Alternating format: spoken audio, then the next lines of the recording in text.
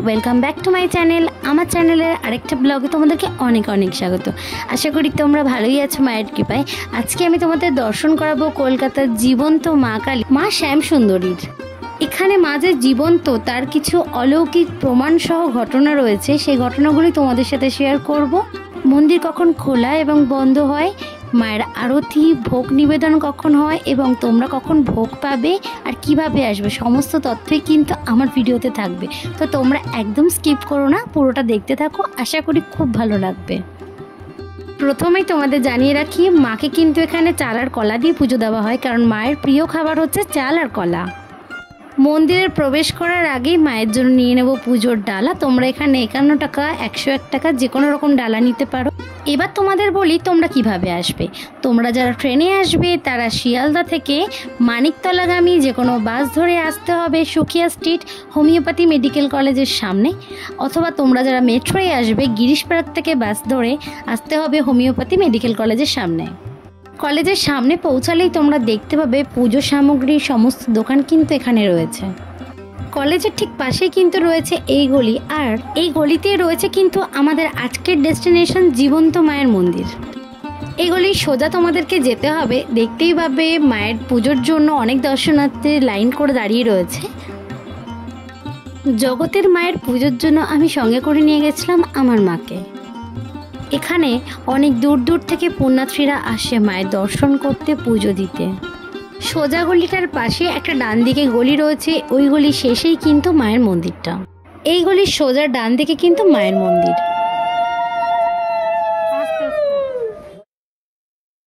এখানে রয়েছে পুজোর ডালা দিয়ে তোমাদের নাম গোত্র লিখে দেবার ঘর, তার ঠিক পাশেই রয়েছে কিন্তু মন্দিরে প্রবেশ করার জন্য মূল দ্বার।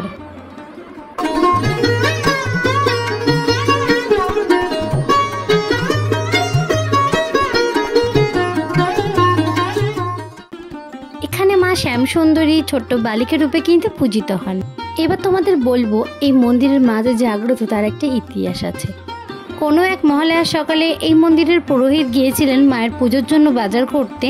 বাজারে গিয়ে দেখেন একটা গায়ে ধুলোবালি মাখা মেয়ে পুরোহিতের কাছে এসে বলে 1 টাকা দাও না, চাল কলা কিনে খাবো। তখন পুরোহিত তাকে টাকা না দিয়ে বলে যা কাজ করে খা।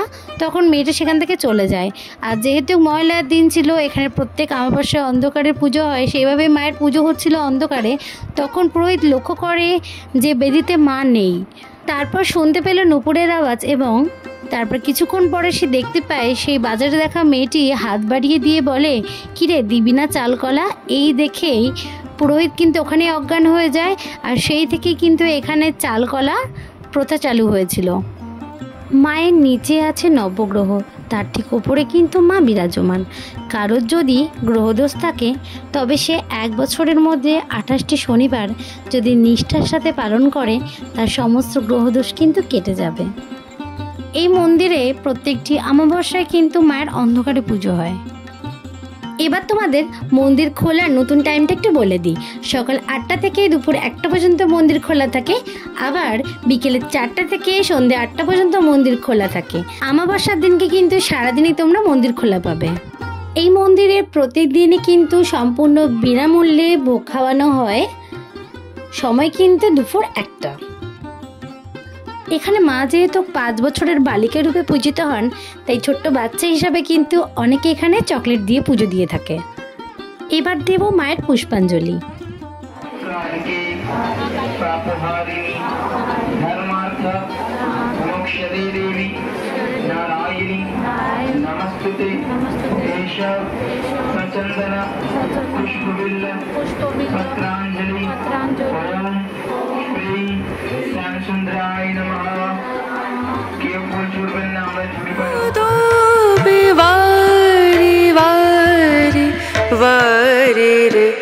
बेनती करते मैं तो हार गई रे बिया गो मना